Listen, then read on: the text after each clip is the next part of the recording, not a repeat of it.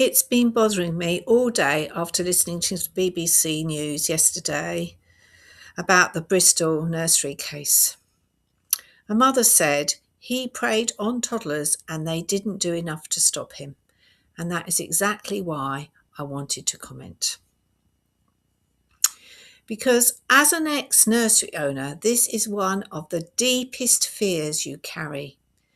It is the kind of thing that turns your stomach, because when parents leave their children with us, they are placing enormous trust in that setting, in that team, and in the systems around them. And when something like this happens, the immediate question is, how do we stop it ever happening again? One of the conversations that always comes up is CCTV.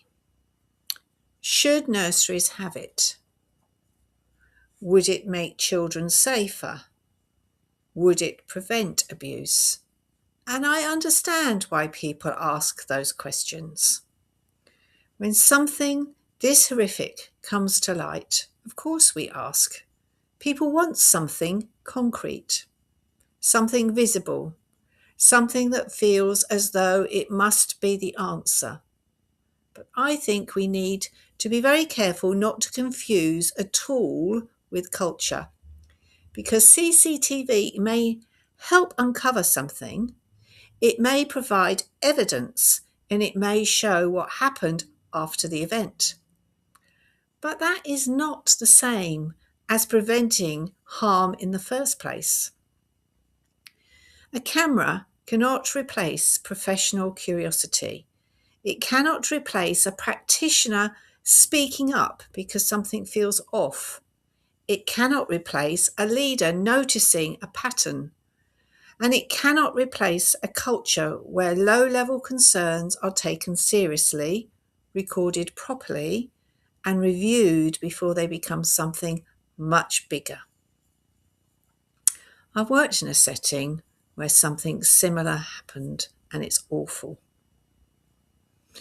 What has also stayed with me today was that Nathan Bennett was doing what he was doing in plain sight. He wasn't especially bothered. It was discovered after the event, and that is the point. Even where CCTV exists, it does not automatically create safety. A camera cannot be everywhere. It cannot read intent. It cannot join the dots. And unless somebody is actively watching and actively acting, it's not the same thing as a live safeguarding system. So for me, the question is not simply, should nurseries have CCTV? The bigger question is this: do we have a safeguarding culture strong enough that concerns are picked up, logged, connected, and acted on early? Because if the answer to that is no, then cameras alone will never be enough. Safeguarding has to be part of the daily life of a setting. In the conversations staff have, in the confidence they feel to raise concerns, in the way leaders listen, in the way patterns are spotted, in the way parents are heard, and in the action that's taken before harm escalates. That is the real issue, not whether we can look back afterwards and see what happened, but whether we have a culture strong enough to stop warning signs from being missed in the first place. What do you think? This conversation has prompted reflection in your setting.